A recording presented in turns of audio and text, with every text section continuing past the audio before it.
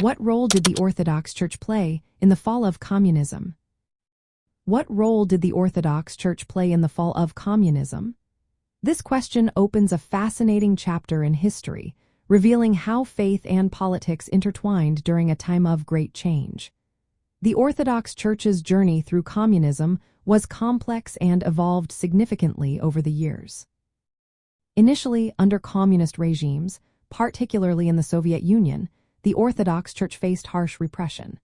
The Bolsheviks dismantled the Church's privileged status that it had enjoyed under the Tsarist regime.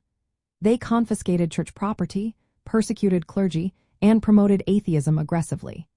Despite these efforts, many people continued to hold onto their religious beliefs. The Church managed to survive, often operating underground or in exile communities abroad.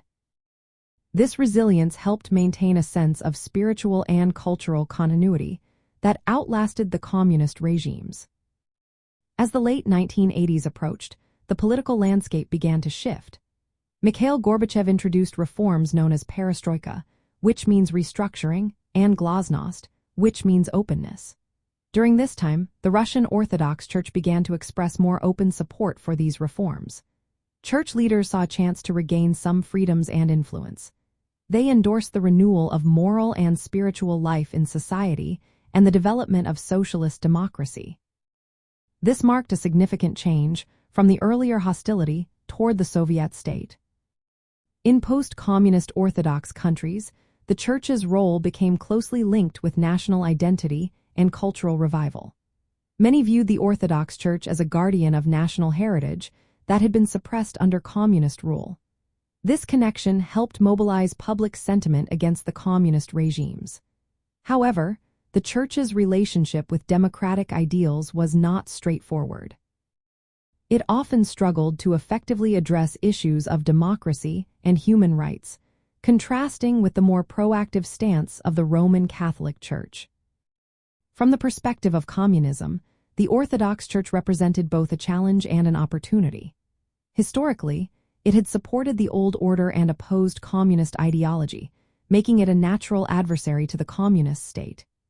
Yet, during the period of reform and collapse, the Church's cautious support for Perestroika and its role in preserving cultural identity contributed to the weakening of communist authority. In practical terms, the Orthodox Church played several roles in the fall of communism. It provided a moral and spiritual framework that contrasted with the atheistic and materialistic communist ideology. The Church acted as a cultural symbol and rallying point for national identity in post-communist states. It supported reforms that aligned with its interests, such as greater freedom of conscience and religious expression. Additionally, it influenced public opinion and societal values during the transition away from communist rule. While the Church did not directly cause the fall of communism, its presence and evolving stance during the final years of communist regimes contributed to the broader social and ideological shifts that undermined communist control. The Orthodox Church's survival and eventual revival highlighted the limitations of communist efforts to control religious belief and showed that spiritual and cultural forces could influence political change.